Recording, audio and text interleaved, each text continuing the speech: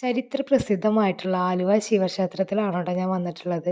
എറണാകുളം ജില്ലയിലെ ആലുവയിലെ പെരിയാർ നദിയുടെ കരയിലായിട്ടാണ് കേട്ടോ ഈ ഒരു ക്ഷേത്രം ഉള്ളത്. ബലിതർപ്പണത്തിന് അല്ലെങ്കിൽ പിതൃതർപ്പണത്തിന് ഏറ്റവും വിശേഷപ്പെട്ടതാണ് ആലുവ മണപ്പുറം. അപ്പോൾ ഇന്ന് കർക്കിടക വാവാണ് കേട്ടോ. അപ്പോൾ ഇന്ന് ബലിതർപ്പണത്തിനായിട്ട് എത്തിയിട്ടുള്ള ആളുകളാണ് ഇവിടെ ഉള്ളത്. ആയിരക്കണക്കിന് ആളുകളാണ് കേട്ടോ ഇവിടെ ബലിതർപ്പണം നടത്താനായിട്ട് വന്നിട്ടുള്ളത്. സത്യം പറഞ്ഞാൽ ഇത്തരത്തിലുള്ള പുണ്യ സ്ഥലങ്ങൾ വന്ന് സന്ദർശിക്കുമ്പോൾ നമ്മളിലുള്ള പല ദോഷങ്ങളും സ്വയം ഇല്ലാതായി പോകും. ഗ്രഹദോഷങ്ങൾ, അതുപോലെ ദൃഷ്ടിദോഷങ്ങൾ, അങ്ങനെയുള്ള പലതരത്തിലുള്ള ദോഷങ്ങളും നമ്മളിൽ നിന്ന് സ്വയം ഇല്ലാതായി പോകും. അപ്പോൾ പെരിയാർ കര കവിഞ്ഞൊഴുകുമ്പോൾ ഈ ക്ഷേത്രം ഫുള്ള് വെള്ളത്തിലായിരിക്കും. നിങ്ങൾ ഒരുപാട് വീഡിയോസൊക്കെ കാണാറുണ്ടാവുമല്ലോ. ഒരു വർഷത്തിൽ ഒരുപാട് വട്ടം ഈ ഒരു ക്ഷേത്രം വെള്ളത്തിൽ മുങ്ങുന്ന ഒരു അവസ്ഥയൊക്കെ ഉണ്ടാവും കേട്ടോ. കാരണം വെച്ചാൽ നദിയുടെ തൊട്ടടുത്താണ്.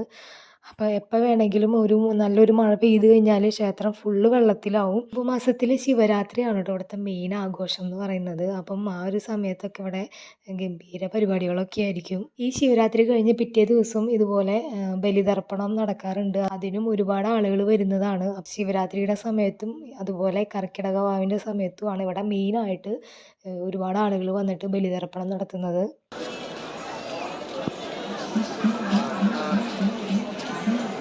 തിരുവിതാംകൂർ ദേവസ്വം ബോർഡിൻ്റെ കീഴിലാണ് കേട്ടോ ഈ ഒരു ക്ഷേത്രം. ഇപ്പോൾ അവിടെ ക്ഷേത്രത്തിൻ്റെ തൊട്ടപ്പുറത്തായിട്ട് നമുക്കൊരു ബ്രിഡ്ജ് കാണാം. അത് 2016 കേട്ടോ ആ ഒരു ബ്രിഡ്ജ് പണി കഴിപ്പിച്ചത്. അതിന് മുന്നേ വരെ ശിവരാത്രി സമയത്തൊക്കെ അപ്പുറത്ത് നിന്ന് ആളുകൾക്ക് ഇവിടെ വരെ എത്താനായിട്ട് ഭയങ്കര ബുദ്ധിമുട്ടായിരുന്നു. അപ്പം എല്ലാ വർഷവും താൽക്കാലികമായിട്ടുള്ള ഒരു ബ്രിഡ്ജായിരുന്നു ഇങ്ങനെ പണിതുകൊണ്ടിരുന്നത്. പിന്നീടാണ് ആളുകളുടെ ആവശ്യപ്രകാരം ഇവിടെ പുതിയൊരു പാലം പണിയാണ് ഉണ്ടായത് കേട്ടോ. ഇപ്പോൾ ക്ഷേത്രത്തിൻ്റെ അവിടേക്കൊന്നും കടക്കാൻ പറ്റില്ല, കാരണം ഫുള്ള് വെള്ളമായിരുന്നു. ഇപ്പോൾ ഒന്ന് വെള്ളം വലിഞ്ഞ് ഇപ്പോൾ ചെളിയാണ് കേട്ടോ നിറയെ. 2-3 വട്ടമായി ഞാൻ ക്ഷേത്രത്തിൽ വന്നിട്ടുണ്ടെങ്കിലും പക്ഷേ എനിക്ക് ഇന്നേ വരെ അവിടേക്ക് പോയി തൊഴാൻ പറ്റിയിട്ടില്ല. കാരണം അവിടെ ഞാൻ വരുന്ന സമയത്തെല്ലാം ഫുള്ള് വെള്ളമായിരുന്നു. അപ്പം വെള്ളമില്ലാത്ത സമയത്ത് എന്തായാലും വരാൻ പറ്റുമെന്ന് ഞാൻ വിചാരിക്കുന്നു.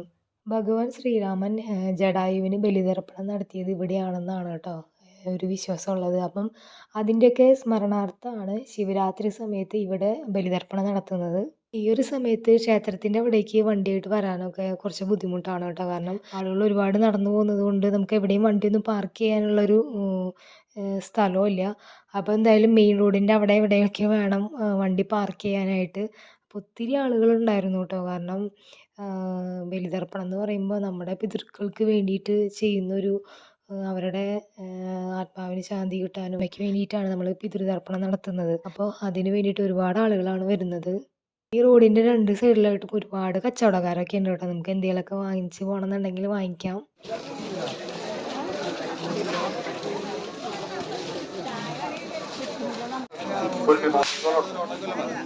ഒരു വേദന സമ്മാനി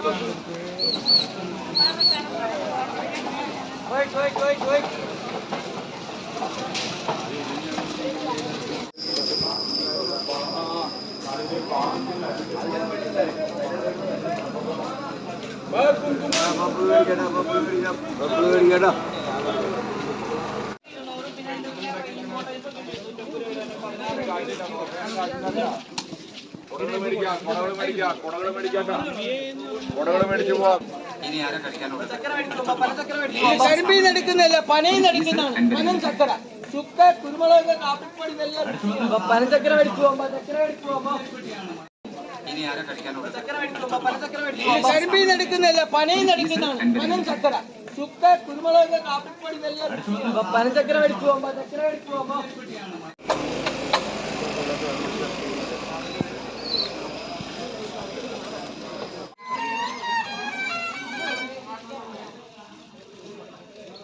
അപ്പോൾ ഇത്രയാണ്. ഞാൻ കൂടുതലൊന്നും ഷൂട്ട് ചെയ്തിട്ടില്ല. നല്ല തിരക്കാണ്, ഒരുപാട് ആളുകളുണ്ട്. അപ്പോൾ നമുക്ക് അടുത്ത വീഡിയോയിൽ കാണാം.